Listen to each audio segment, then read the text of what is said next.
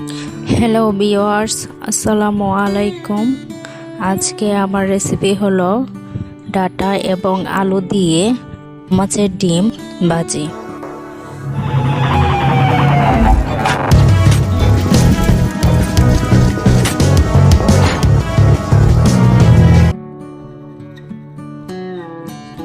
আমি এখানে ডাটা নিয়ে নিয়েছি, এক এক টুকরা ডাটাকে 6 ফালি করে কেটে নিয়েছি। আমরা আলু ভাজি করলে যেরকম আলুগুলোকে কাটি সেই রকমই ফালি করে নিয়েছি। এটা হলো রুই মাছের ডিম, এখানে 100 গ্রাম রুই মাছের ডিম রয়েছে।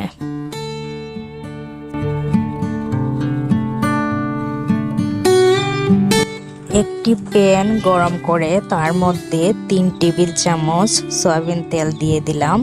তেলটা গরম হলে পেঁয়াজ দিয়ে দিলাম মাঝারি সাইজের 2টি।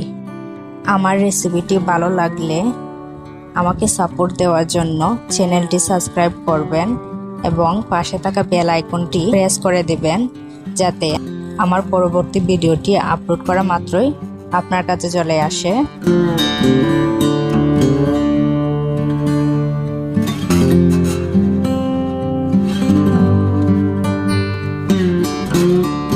পেঁয়াজগুলো হালকা ভাজি হওয়ার পর এখানে মাছের ডিম দিয়ে দিলাম।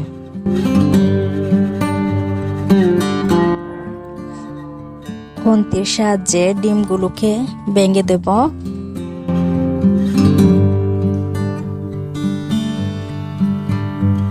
এবার কুচি করে রাখা আলু এবং ডাটা দিয়ে দেব।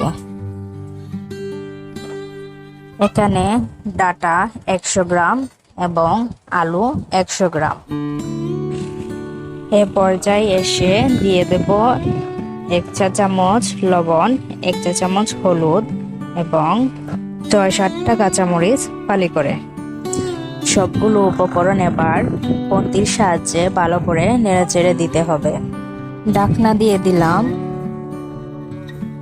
এইভাবে মিডিয়াম আঁচে রান্না করব প্রায় 8 থেকে 10 মিনিটের মতো। তবে একটু পরে পরে ঢাকনা তুলে নেড়েচেড়ে দিতে হবে।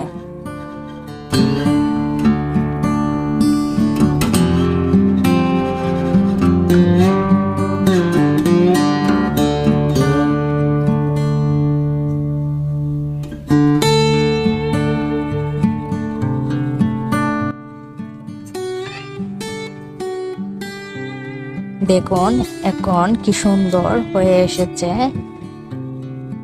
এখন ডাটা এবং আলুগুলো একটু ভাজি ভাজি হয়ে কমে এসেছে।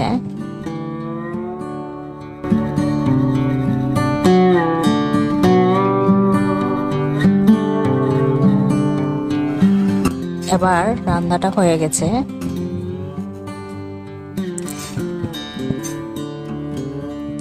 এখন পরিবেশন করবার পালা। ভিডিওটি ভালো লাগলে লাইক, কমেন্ট এবং শেয়ার করবেন।